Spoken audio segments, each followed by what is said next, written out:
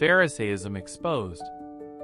The temple courts were bustling with people, the air alive with the sounds of voices rising and falling in conversation, debate, and prayer.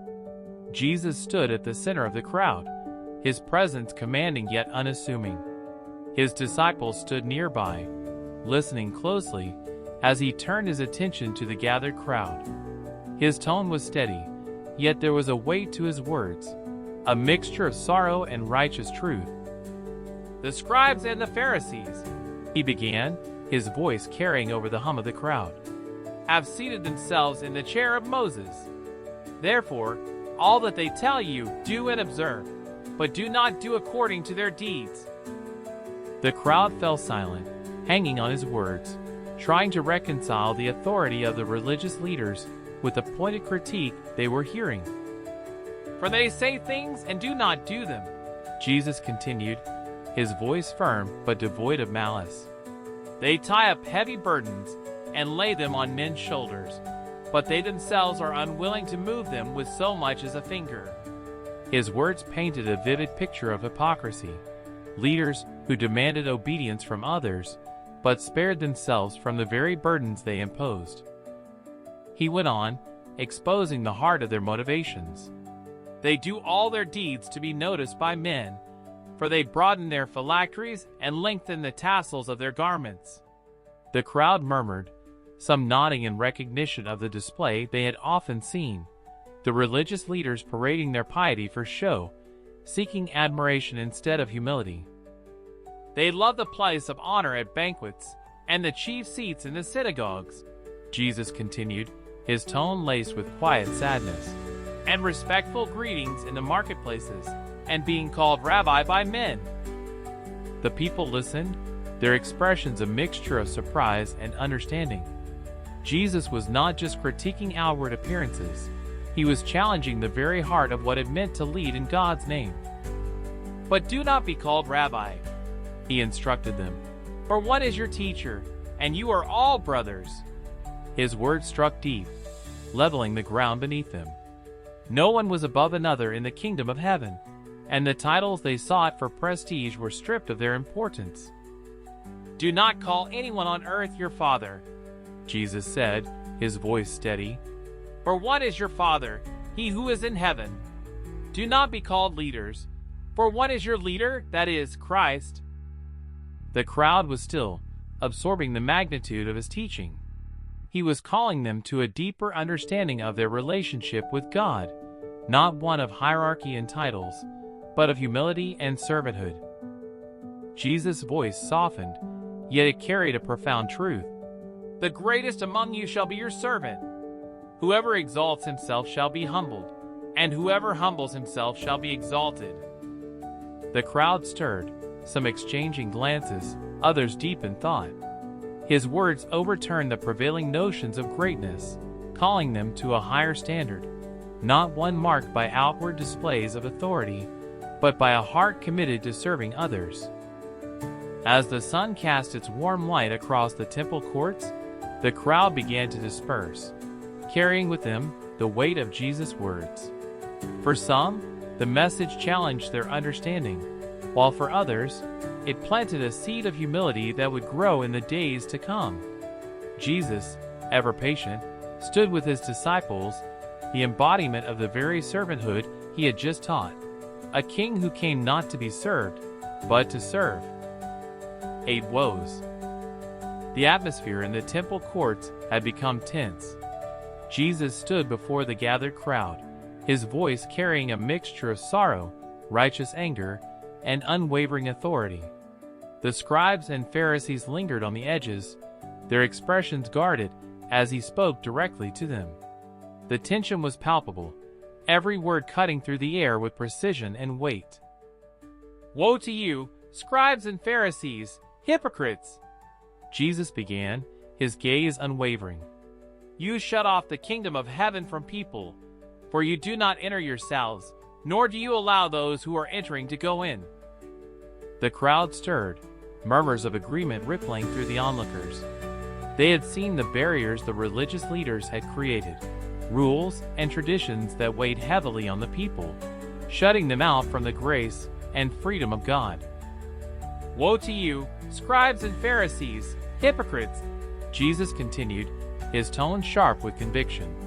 Because you devour widows' houses, and for a pretense you make long prayers, therefore you will receive greater condemnation. The word stung, exposing the hypocrisy of those who outwardly appeared holy, but inwardly were filled with greed and corruption. The crowd listened intently, their eyes darting between Jesus and the religious leaders, who shifted uncomfortably in their places. Woe to you, scribes and Pharisees, hypocrites, because you travel around on sea and land to make one proselyte, and when he becomes one, you make him twice as much a son of hell as yourselves. The harshness of his words was not without purpose.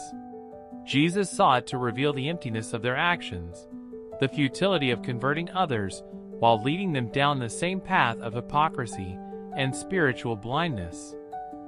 Woe to you, blind guides, he said, his voice firm, who say, whoever swears by the temple, that is nothing, but whoever swears by the gold of the temple is obligated.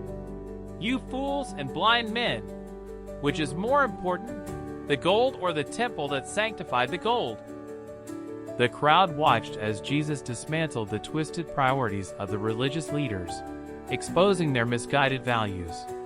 He continued, and whoever swears by the altar, that is nothing, but whoever swears by the offering on it, he is obligated.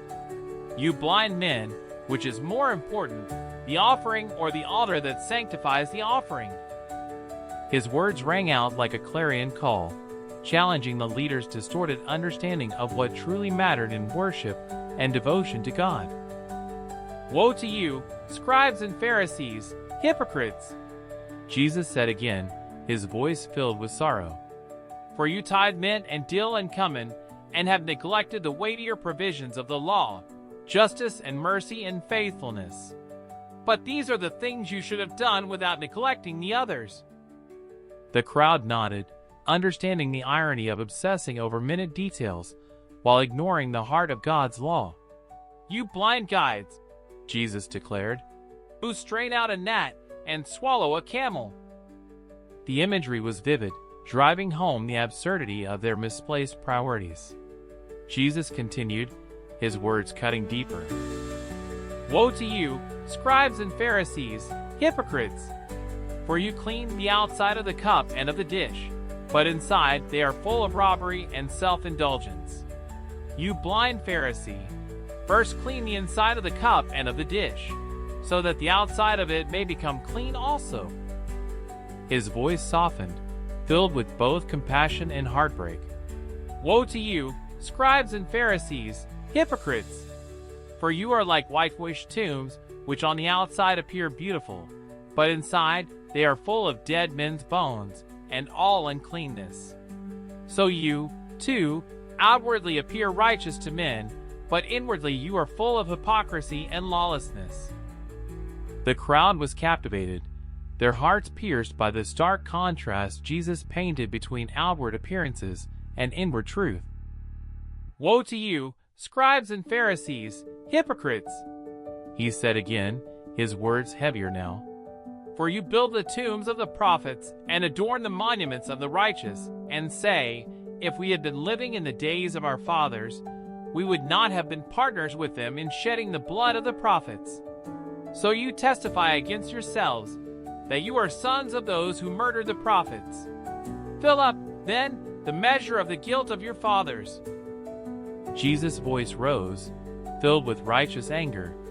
You serpents, you brood of vipers, how will you escape the sentence of hell? The silence that followed was deafening. Every word hung in the air, the crowd stunned by the force of his rebuke. But even in his anger, there was a thread of sorrow, a longing for repentance and change. Therefore, Jesus said, his tone softening, behold, I am sending you prophets and wise men and scribes.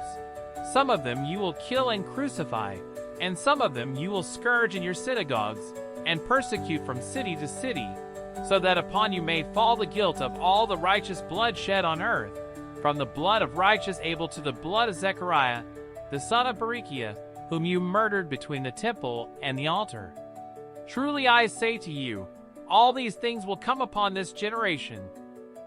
The crowd remained still, the weight of his words settling over them. Some were moved to reflection, while others recoiled in anger. Yet through it all, Jesus stood firm, his love for truth and justice shining brightly amidst the darkness of hypocrisy. His words were not just a rebuke, but an invitation, a call to leave behind pretense and embrace the true heart of God.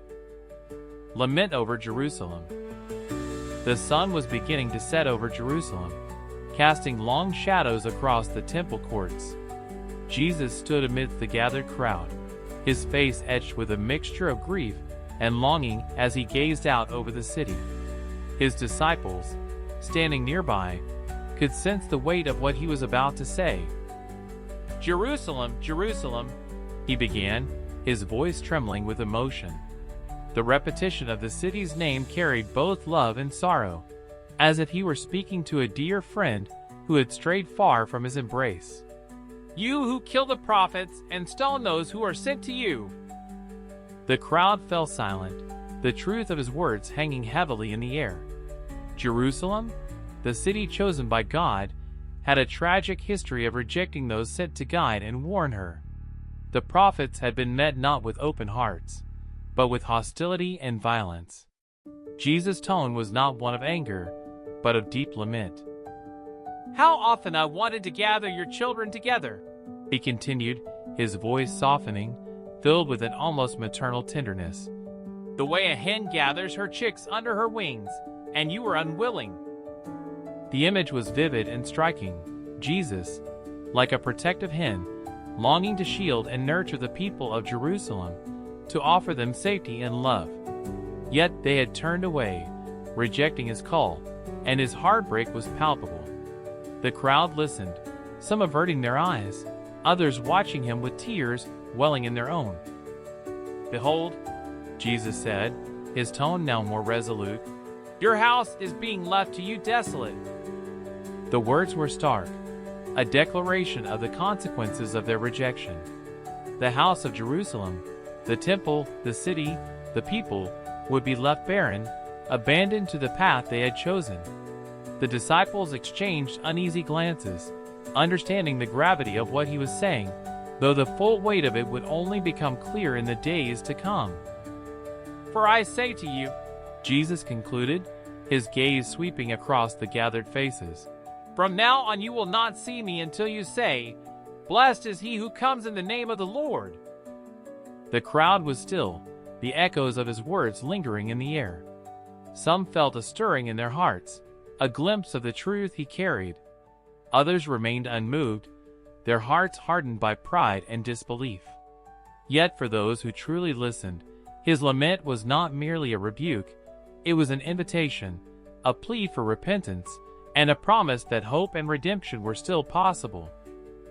As the sun dipped below the horizon, Jesus turned away from the city he loved so deeply, his steps carrying him toward the path he knew he must walk. The people of Jerusalem, whether they realized it or not, were standing at a crossroads. And though many had rejected him, his love for them remained, as unyielding as the promise of the one who had sent him.